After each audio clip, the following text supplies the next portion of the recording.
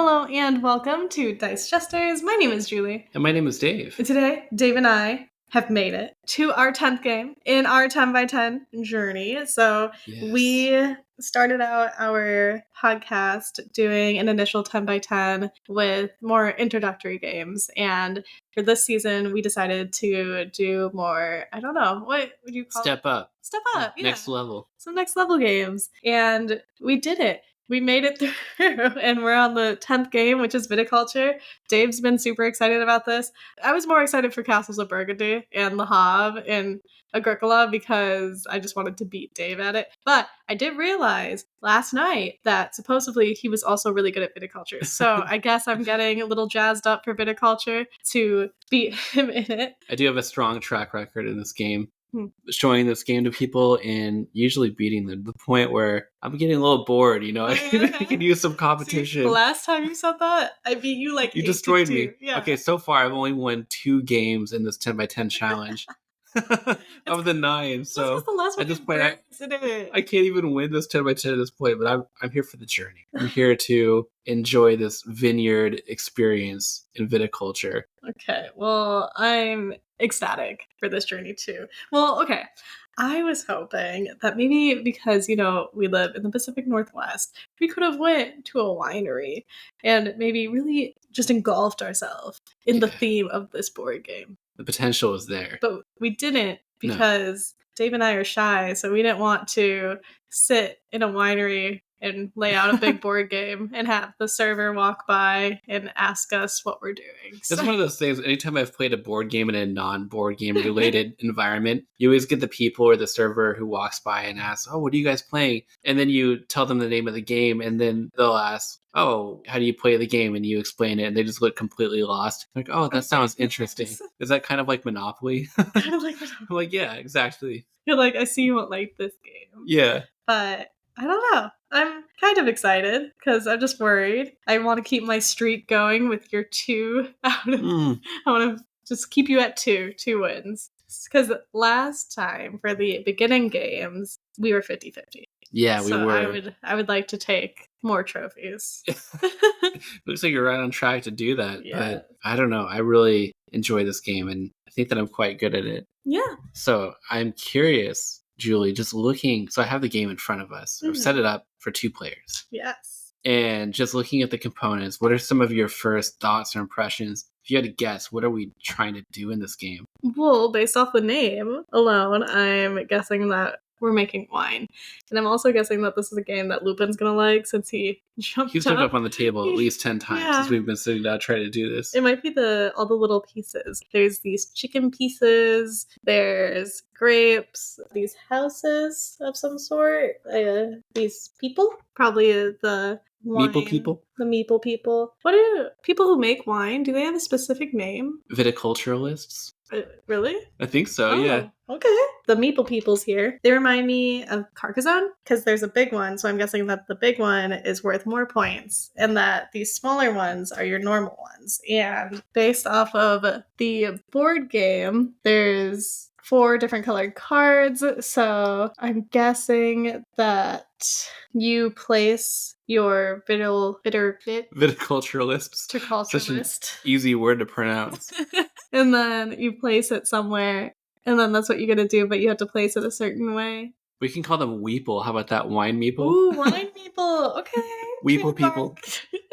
So one of the weeples onto one of the places, and then you get to activate that action. And then I think you basically want the best winery. You want to out-wine your competitor who's across the field over there, because it looks like you're from a prestigious family because you have these cards that are like a locket. So you want to make your family proud. You want your wine to shine. Wine to shine. And there's this windmill, so I'm guessing this has to do with something, so maybe you get to control the environment of which your grapes grow, and there's snow here. Oh, look at, okay, so spring, it says choose wake up positions. Summer worker placement. See, this is where the reading confuses me. This is where I just need the symbols and not the reading stuff. Well, on that side of the board, actually, all that does is just remind you of what happens in each phase of the game. But once you play through one round, you don't even need to look at that. It's just rules on the board, so you don't have to get out the rule book. Oh, okay. So yeah, that's, I guess. I'm guessing that you're just trying to have the best winery, best tasting wine. Yeah, no, you got a lot of that right, actually. I'm going to make a bunch of Sauvignon Blanc over here. Yeah, I think you'll notice some similarities to, for example, Agricola, which we played. And I think that this game was inspired by a lot of Uwe Rosenberg's designs. And you'll notice on your board, I mean, this is kind of like a farm. You know, there may not be animals. I mean, there's roosters over here. That's pretty cool. But you have the basic idea, right? That you have these we'll call them weeple. You put them onto the board, and you don't start with all of your weeple. Just like in Agricola, you kind of have to gather more.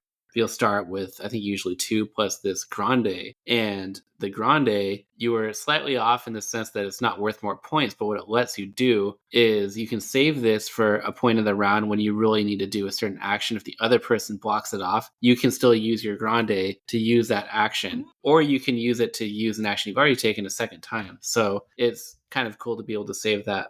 There's so much that I love about this game. It is worker placement in the traditional sense that you're putting them out and then activating an action. But the neat thing about this is that the board, and by the way, this is the basic base game board. I have the expansion for Tuscany, which I'm definitely going to introduce probably after I teach you this game once, because it's really good. And anyway, the board is divided up into seasons. And so we will spend the first half placing our weeple out onto this summer side, where there are certain types of actions. And then thematically, you know, as we go into winter, then you'll be able to place your weeple on the winter side. And depending on the season, the actions that you can take are thematically tied into that season, which is really cool. But basically, you're running a vineyard, and we're doing things like we're planting certain types of grapes into our field. We're harvesting those grapes, and then we are converting those grapes into wine into your cellar, and then ultimately trying to sell your wine to fulfill contracts and to get points. Okay. But there's also these structures, and you were mentioning these are really cool. You can actually build these onto your board to give you ongoing special abilities. So you start with no structures unless you get certain cards that let you to do that in the beginning. So that's a really cool aspect. And then I also really, really, really love these summer and winter cards, the yellow and the blue cards. That's what those are? Yeah. So these are almost like in Agricola, how you get the hand of cards that let you do certain things, but these are a lot easier to use. And you get a bunch of them throughout the game, and they can give you cool bonuses. They can give you additional actions. You can hold on to them to time it just right to be able to do really powerful moves. Okay. So the game itself is relatively simple, and then the end game is triggered once somebody reaches 20 points at the end of the score track. But then at the end of that round, whoever has the most points wins. So even if you are the first to cross 20, the other person might win if they, on their last turn, surpass you. So it's not like Space Base where it just like ends instantly. 40. If I win, do I get your t-shirt? Your Viticulture Sure, t-shirt? You can wear it for a day. I'll take a picture. We'll get some kind of wine like trophy. Yeah. Exactly. Be like, I'm the true winner. I would love that. Okay, well, I'm excited to learn it. It looks like there's a lot to learn, but I have said that before in the past, and it goes quick. So. I think you'll learn this really quick. Yeah. So let's get into my first round, eh?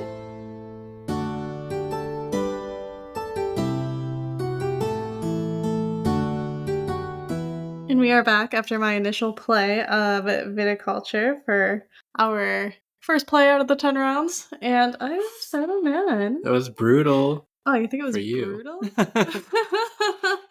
My title remains. Let me just say that. Okay, well, you can keep your title. It was my first time playing. Caught the game and just Yeah. really gave it to you in this one. Yeah. Did not hold back whatsoever. Oh, that was full force? No. Oh, now you're saying no because now you're worried. I'm a little worried. Okay, well. Were you not giving all that you have? No, I was learning the game. I was just testing the ropes. Yeah, I was just kind of figuring it out, and then I started getting it towards the end. I realized it. So in the beginning, you weren't intent on winning. You just wanted to test things, push the buttons. Well, no, in the beginning, I was just learning the game. I was learning what to do. Okay. So I guess I didn't understand, and this isn't your fault. Thank you. You're welcome.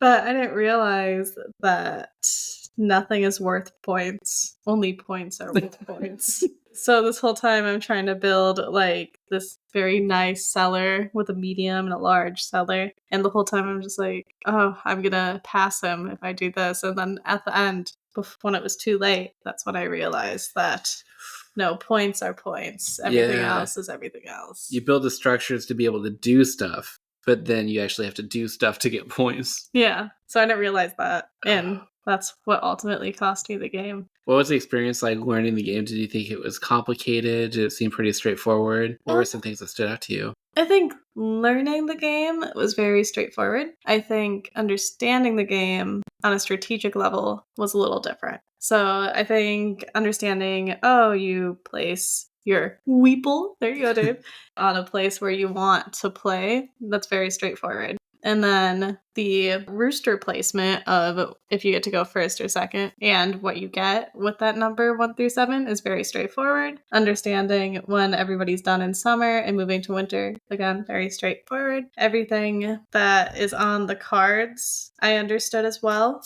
There was nothing that I had to ask you about for that. So I think it was purely the strategic side of how you wanted to execute the moves that needs some fine-tuning on my end. So do you already know, looking back, what you would have done differently had you known what you now know at the end of your first round? Yes, I do know what I would do differently. But I'm not going to share that right now because I don't want you to catch on to what I'm going to do. I'm really excited to show you the other aspects that I have in the box because I have the Tuscany expansion. It has a bunch of different modules you can mix and match. But this board I kind of likened to when we played Orleans. Do you remember there was that initial town hall board that wasn't super interesting? The Tuscany board is a lot more interesting than this one because, so in this base game, the main way to score points is by getting the purple contract cards and fulfilling those, and a couple other things that you can do. On that board, there's other paths that you can take to get points, which I think is a little bit more interesting. Yeah, I know where I failed, and I know where I won't fail again.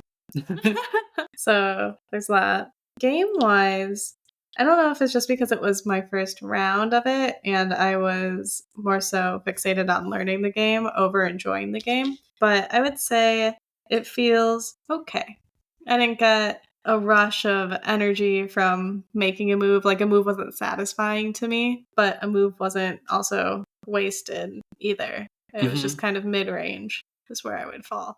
Yeah, I'll be completely honest. So I'm going to predict at the end of this 10 by 10 challenge of Viticulture, you will like it significantly more than you like it now. Okay. And I remember the first time I played it, I had heard so much about it. And I was so attracted to the theme and I thought it was really cool. And I sat down to play it, and I thought, this just feels pretty mid, as the kids would say. It didn't feel terrible. It didn't really feel like it lived up to the hype of what I thought the game would be. Yeah, that's how I feel. Like, wow, this game is so popular. What am I missing? You're placing meeple out, you're planting fields, and you're trying to get points with contract cards. That seems pretty simple. But the more I played it, and especially when I started playing with the Tuscany board, that's really where my enjoyment for it took off. Finding some of the combinations in the summer and winter cards and making those work is kind of, like I said, in Agricola, you have the minor and major improvements, and I compare those to that a little bit. Just working your fields in the right way, getting the right wine tokens, converting them, building structures that let you do certain things. There's a lot to explore within the game than what first meets the eye. So I do think over time, I grew to love the game, and I predict that you'll probably like it after some more plays, exploring more of what the game has to offer. Yeah, you're probably right on that. Because it's funny that you mentioned that you had heard a lot about it. And you were so excited. It's huge. And then when you did play it, you felt like, what's everybody so excited about? Because that's exactly how I felt this whole teaching round. I was just like, I'm so confused. I felt a little disappointed because I really wanted to love the game. I got it being really excited. And then I was a little bit let down the first time I played it. Okay. Well, then I'll keep hope that the next 9 rounds will be different. Yeah, I don't know. I don't have any feedback right now because there was another game, Orleans, wasn't it? Where I played the first round and I was just like, yes. And then I loved Orleans. Yeah. You were kind of unsure of that one in the very beginning too. You could see, okay, I can understand some concepts within the game, and I think I might enjoy this, but I really need to play it more to be sure. Yeah, I would state, like, as it stands after my first round, it is a game that I would have to play more to have input on. Otherwise, I do just feel on the fence either way. You can push me either way. Like, if this was my only round of this game, I'd be okay. And then maybe if we play another round and it was my only round, maybe I'd not be okay because I'd want to play it more. But some of the mechanics just reminded me of Agricola. So, you know, if I'm playing it for that reason, I would go play Agricola. But I don't know yet. You just made me want to play Agricola. It's funny. I just want to play Agricola, but I just don't know yet. And I think it goes to show that this isn't a game that you want to pull off the shelf and teach to people as their first time playing it, and then that's it. It's a game that you'll want to play multiple times in order to fully wrap your head around. Yeah, something that you'll want to return to, or something that you know that person will play with you again. Yeah, which I know you will, hopefully. Maybe. If you're willing to take this 10 by 10 journey with me of Viticulture. I always give it a go. It's on our list, so... Well, you don't have a choice now. We're in too deep. Yeah. We're in too deep. We're in one round. I should have said no when I was originally looking at it. No, I'm excited. I'm excited to see what it has to offer and what the hype is about, so that I can be part of the crew.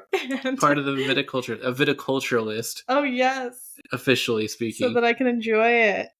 Watch me at the end be like, oh, my grapes. We'll find out. Why don't we hop back in, play 9 more times? Hop back in? This isn't a tavern game. This is a wine game. Let's pour out more of this game's... I'm trying to think, can't think of any wine puns. You don't have any puns. Well, I hope that you find this game to be grape. Oh, I thought you were going to say, like, palatable. Palatable? Palatable? Yeah, palatable. Yes. Because you use your palate for the tannings of a wine. Oh, yeah. Yeah. I know very little about wine tasting. I can tell you if I enjoy the glass of wine or not, but being able to talk about it, I can't describe the notes or the varietals, the earth tones and all that. No, it's just good. Just pour me a glass and I'm fine. All right. Well, we'll jump in.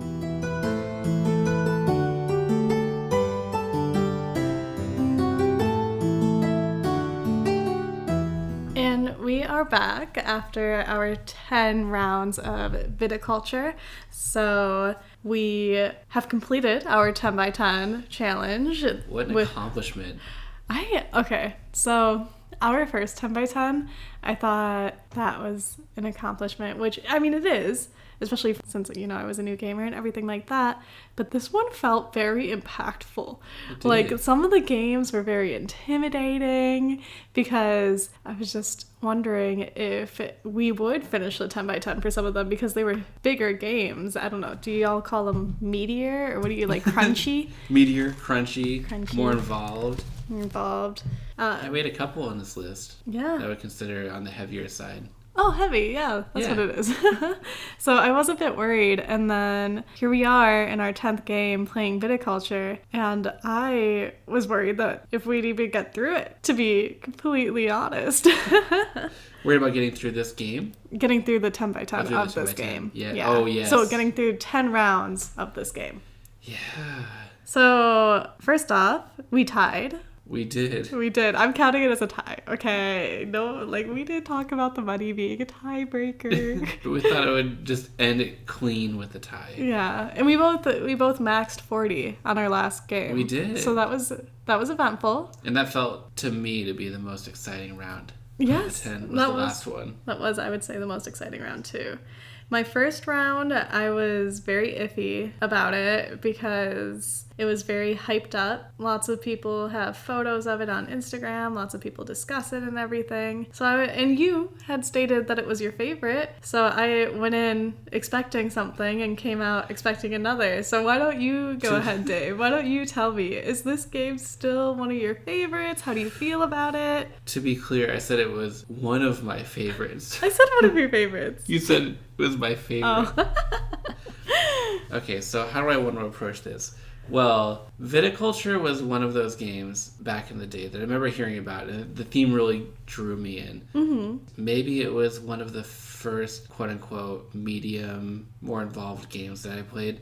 Maybe the first worker placement game that I played. And I was drawn in, again, by the theme, but also the feeling of building something. Okay. Of building a vineyard, of planting vines, harvesting your grapes, turning it into wine, fulfilling contracts, and then the fun cards. It just had a fun feel that felt engaging at the time. Then I got the Tuscany expansion, and I really enjoyed that. And then there's the Visitors of the Rhine Valley or something that adds additional cards to the deck. And so I had this box. I got the cool custom insert. This game had a special place in my heart.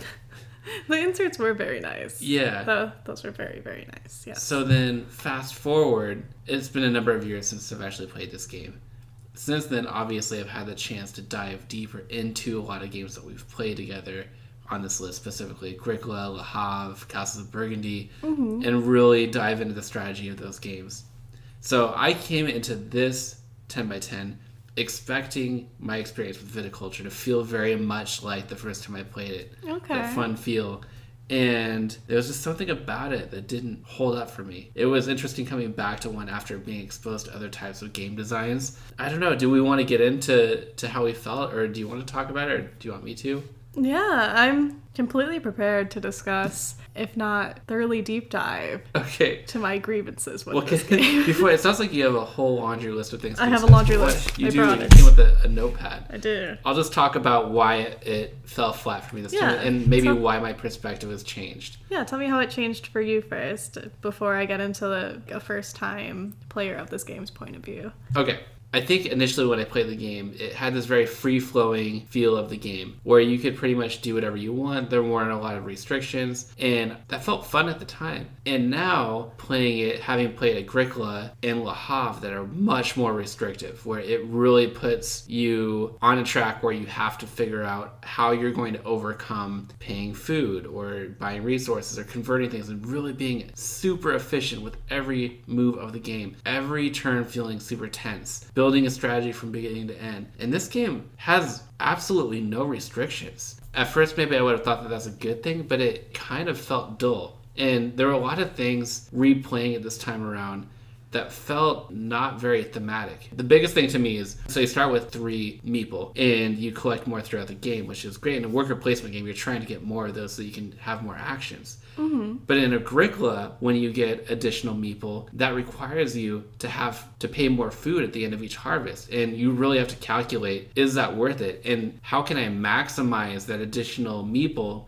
to be able to do more actions? And if you fail to be efficient with that additional meeple, you feel like you let your family down. But in this game, you have 6 meeple once you collect all of them, and there's nothing additional you have to pay at the end of each year. You don't have to pay your workers. You don't have to pay any upkeep on these structures that you build. You're building irrigation, you're building tasting rooms, you're essentially running this vineyard. It's this business, but there are no business expenses. It doesn't feel like an economic simulation when there's no, or business. Like electric to pay. Exactly. There's nothing bad that ever happens to your vineyard. There's no tragedies to overcome. Oh, this year was a dry year. We didn't have as much rainfall. Or so it was the crops too were rainy. It was too rainy. Yeah, because that could be detrimental to grapes. Or times are tough. Economic recession. Maybe people aren't visiting the vineyard. You can't give tours this year. Yes. And it's just, I don't know. And the other thing about this game is, since I've played games that you can chain together bonuses, you can get really good at certain things. This game doesn't really have a strong sense of progression, other than you're collecting more meeple that lets you do more actions on a round, and I guess planting more grapes. But the turns at the end of the game didn't feel that much more exciting than the beginning of the game. And I know like each round maybe got a little bit more exciting in the sense that we're getting closer to the game, but the actions don't necessarily become more powerful. You may be able to use certain contract cards or winter or summer visitor cards at the right time to be able to do certain things, but the turns themselves are pretty dull. You place a meeple out to collect a card, you place a meeple out to harvest a vine or two, and those bonuses don't necessarily get better throughout the game. So those were the things that really stood out to me, and it felt like, okay, this is a funny analogy. A funny analogy, okay. But replaying this game felt like eating a dish that you order at a restaurant and you get it to your table, and it needs a lot of seasoning. It needs pepper and salt, and it needs hot sauce, and a lot of things you need to add to it to make it taste good. That's what this game felt like. It just felt bland. It sounds bad to say, but that's just what it felt like to me. Well, it's interesting hearing your perspective change. And I think it changed because you and I have been playing more head-to-head games. Yeah. Where each move we really have to think through, because if we do something detrimental, the other person can get way ahead of us. While in this game, it's about 0 to 5 points that you can earn at a time if you fulfill a wine order, or if you have like a bonus card or a visitor. It's usually around those many points, and it all depends on if you draw that card or not. Mm-hmm. Which, playing the base game, so without any house rules or any upgrades, so not the Tuscany, just the normal game, it was difficult for me to get into it because I guess I just like point salad games. Like, I like the little hits of, oh, I got a point. Oh, I got a point.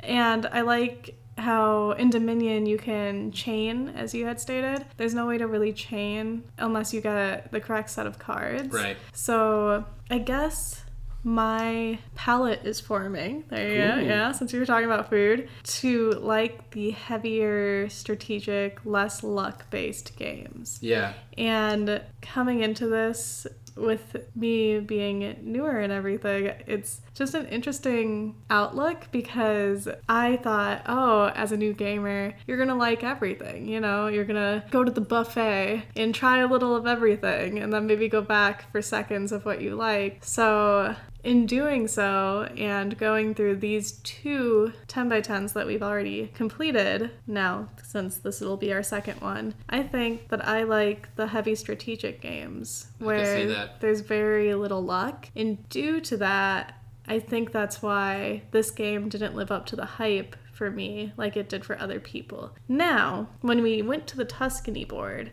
and played it just the board, it was a little better because it had more options to choose for worker placement. So then it didn't feel like the Year of the Dragon, where if somebody chose something, you couldn't choose it, you know? There was a way to wiggle around, because in fall, there was the star placement that allowed you to get coins or do something. So if somebody picked the green card to gather grapevines during fall, you could use the star map to also gather green to get grapevines. So it helped a little bit, but still only being able to draw one card at a time still made it difficult, because if you drew a card that you couldn't use for several turns, it was just kind of frustrating. But once we implemented the house rule of drawing 2 cards and keeping one, that was helpful. But I feel that a game should be at its core, if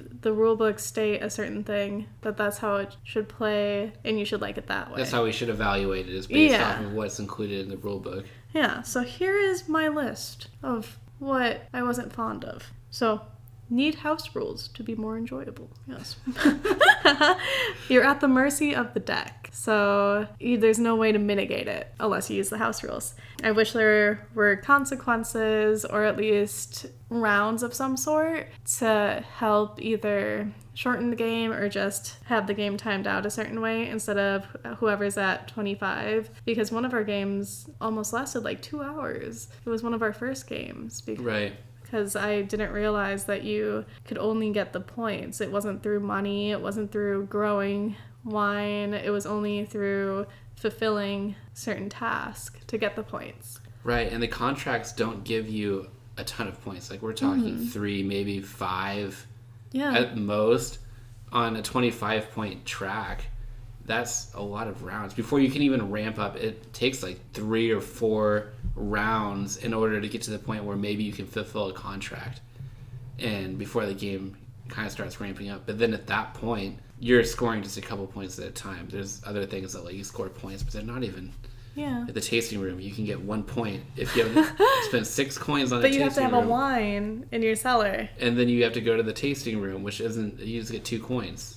So there's no reasoning to really go there. So with that, there was no way to really use your money after you completed everything. Yes. So then you were just stuck gathering money or avoiding that spot. But then I realized that I was saving meeple until the very end, like towards winter. But then you would take it, and due to only having one grande meeple, I couldn't go on the spot, so then I would have to go on the coin collecting spot. Right. You know? So I'm glad you mentioned the end of game having all this money. That's where it stood out to me that, wow, there's really no consequences or anything you have to pay for in this game to upkeep any of this. Because toward the end of the game, once you've built the structures that you need to, once you have all of your meeple, there's really nothing left to spend money on. And then you get this residual income if you fulfill contracts, which ramps up to maximum of 5 coins. So you start getting all of this influx of cash at the end of the game, but ironically, there's nothing at the end of the game to spend money on other than just it being a tiebreaker. yeah, and there wasn't that many controllables I had found in this game. So it was very straightforward on, okay, so you build up your winery, you get grapes, you extract the grapes, and then you make wine. There wasn't a controllable where you could make your plants be leveled up in a way where they could produce more or higher number of grapes. There wasn't a way to produce more wine. There were minimal ways to age unless you got the cards and or that round that allowed you to age it or the end of the round. And there was, okay, here we go. If there was a way that you could pay maybe like 10 coins, since you have so many coins, and then they would stop at your wine place. Like every year, people would just naturally stop at your wine place. Or you could ship wine. Oh, here we go. Okay. You could ship wine off. Yeah, okay. I have a whole thing. It's going to take forever. But the point is, I feel like there could have been more controllables, Le Havre or something, yes, where you could do something with everything that you have. But overall, I feel that I just went in with really high expectations, and so it made it difficult when we did play it, because then I was expecting it to be this wonderful, very strategic game, especially because you said that you liked it, and from the games that we liked together, I thought it was going to be more like Agricola or Le Havre. But I was talking to one of our friends, and they said I might have liked Viticulture more if we started our 10 by 10 with Viticulture and then ended with Le Havre or Agricola. And I can't remember why I organized our 10 by 10. Maybe it was I organized it in a way of which games I was most excited to play, honestly. I can't remember. Yeah. I think I tried to group them together. So I had, the first couple were just kind of standalone, and then I had 3 Stefan Fells, and then I had 2 Uwe Rosenbergs, and then 2 Stonemaier Games. So however it worked, that's how I organized it. But I agree. If we had started this list, maybe I would say this was the second game before we played Five Tribes, because you really love Five Tribes, and introduce that to you because it teaches some basic worker placement ideas, which I think, well, Targi technically is worker placement, but you might have enjoyed this game, and then we would have ended the 10 by 10, and I would have been curious how it would have ranked. But then having played those classics that you really loved, Agricola and Le Havre, I think if we were to then come back to this and replay it, you would feel the same way I did. Yeah, probably. Honestly, nothing against your choices and order, but I think it's okay. Yeah. I think it's okay because we were bound to find a game that I wasn't too fond of, and now I know that I have more of a preference. I'm emerging from new gamer into more intermediate gamer, and I think that journey alone is fun, you know, because now I have a preference instead of being like, oh, the art's cute, I like it, you know. Now it's like, oh, well, I was looking at this and this kind of, but I would like it like this. So I think that that's a whole new aspect that's really exciting for me. Yeah, and you're getting to the point where I can just mention a designer and you'll more likely be interested in that game design, or you'll be able to compare when we play a game, oh, this is a little bit I can see it was influenced by this game or that. Yeah. Which a lot of games do. So that's exciting. It is, yeah. I mean, yeah, it's not all non-positive items that came from this experience. Well, each game is a learning experience. You and I both, even myself included, I'm learning really what my preferences are. And at the beginning of this 10 by 10, for this group specifically, I would have probably never described my preference for games being really restrictive and having punishing consequences if you don't do anything. But now I kind of like that. Yeah. It's grown on me a lot. I think it's just because I'm so competitive by nature. Yeah. Oh, games, I think you feel the same way, but games that are more interactive where you can indirectly mess with what your opponent's trying to do and get in their way or pay attention to what they're doing and take that thing that they really need. Yes. Like you and I love really closely watching each other and trying to outsmart the other one. Yeah. I think we just have a very competitive mindset when it comes to playing one another. More so than I thought. Yeah. When we said it gets pretty intense sometimes, I'm not going to lie. Yeah. Was there anything else on your list there? No, it's okay. I don't want it to go on and on. Yeah, I will just say, as like a closing remark, we tried everything for this game. I wanted to throw in everything. So, of course, we did like the base game, and then we did the Tuscany expansion with the structure cards that you can build. I have the Visitor of the Rhine decks, which I replaced, and then we played with all the sets that you can possibly play with. We played with the house rule of drawing 2 cards whenever you have the chance to draw one. And we played with the special workers, too, that each game you can randomly draw 2, and then you can pay an extra coin to get these special ones that then allow that meeple to have a special ability, which some of them were cool, some of them were kind of boring. But at the end of the day, we mixed in everything you possibly could, and that really didn't affect our opinion that much, I would say. Yeah, and we used house rules and stuff. Yeah, I remember wanting to give up after 3. I was like, I don't want to play this. In fact, I told you, hey, maybe it's okay if we just don't see this one through. You said, no, Dave, we need to do it. We need to try it all. Just to say that to know for sure that we tried everything we possibly could and see if we still feel the same way. And I do. Yeah, I still do. So but thank you for taking that. Is this a keep it to play or a trade it away? It's a trade it away. That's okay. I know. I think I'm ready to say goodbye. I had good memories playing this with you and everything, but I'd rather our shelf have space for games that you and I just can't wait to get to the table. No, of course. And thank you. And thank you for listening to us this week. Be sure to join us next week as we return with our ranking of all of our games from Season 2. If you would like to join us on Instagram, our Instagram is Dice Jesters. We're also on Patreon, where you can find some exclusive content and get previews to the episode art ahead of time. I now have a Jesters sticker court tier, so if you want to get monthly stickers from us, that is also an option now, which is exciting. And with stories to tell and smiles to be had, our time in the vineyard comes to a close. May your future harvest be bountiful and your friendships as rich as the finest wine. Until we gather again, cheers to Viticulture.